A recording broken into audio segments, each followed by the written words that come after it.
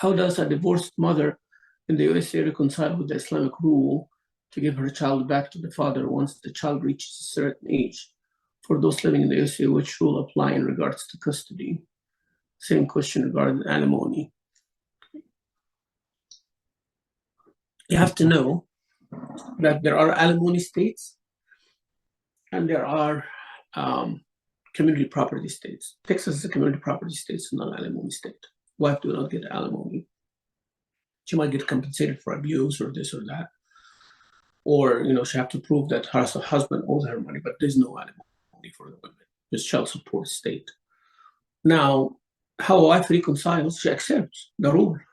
How does she reconcile, you have to know that, that, as I said, husband comes first. If you have children and you want to get remarried, marry someone else, you are the one who make that decision. You cannot get everything. Like husband cannot get everything.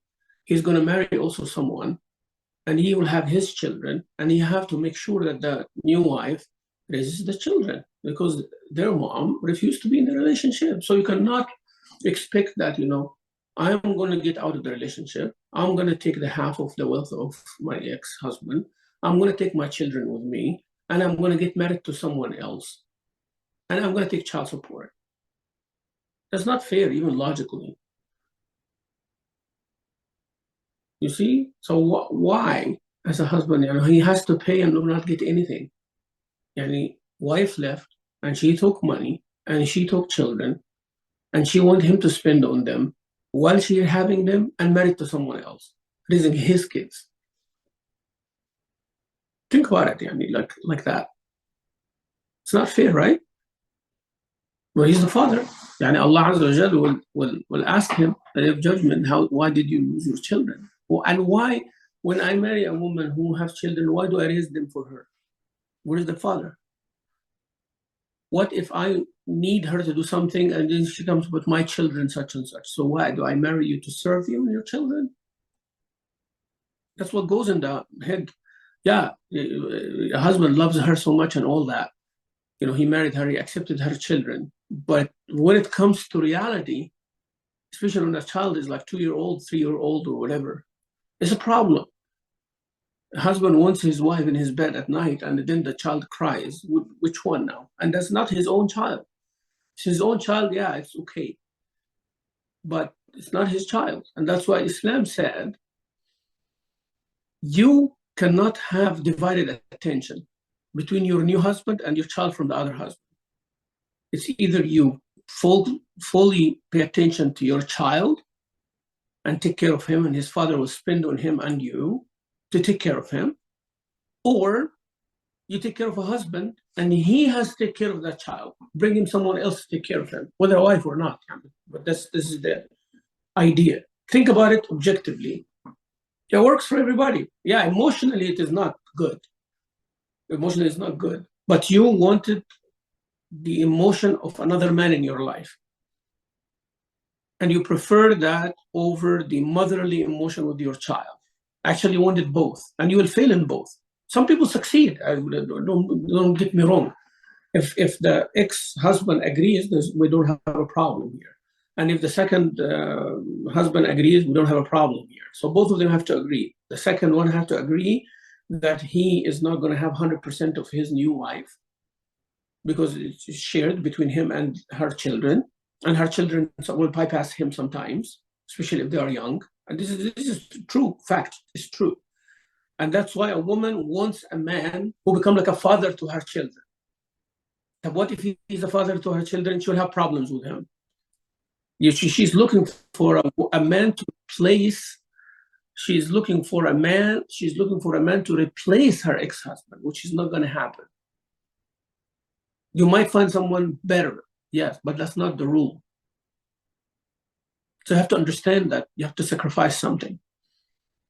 So reconciling here means you have to get both agreement, like the ex-husband, who's the father of the children, and the new husband, that both of them are willing, one to let you have the children with another man, and the other one agrees that he will take care of the children like his own, of another man. And that is very hard, by the way. Don't look at the movies and stuff. That's very hard. You know, it's either this ex have to disappear completely, or he's not a good man, he's not like involved. In that case, you'll succeed. But the second one have to also match. So if first one is not there, that's 50% achievement. What if the other one is not qualified to be a good father?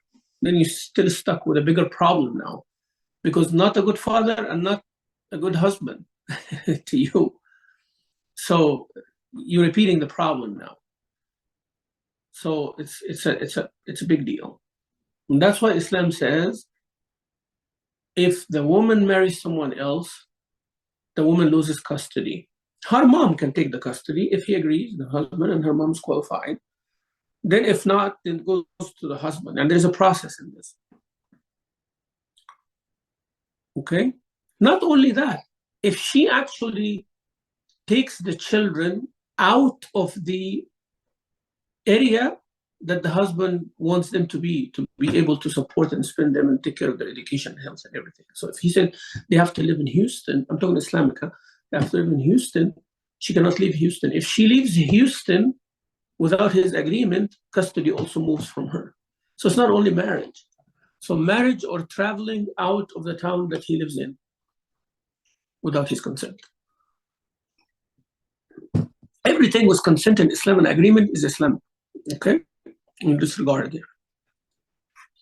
So that is the issue. The Islamic rule to give her children back to the father once the child reaches a certain age. She has to reconcile with that. Like it's more emotional than anything. We have to agree on that.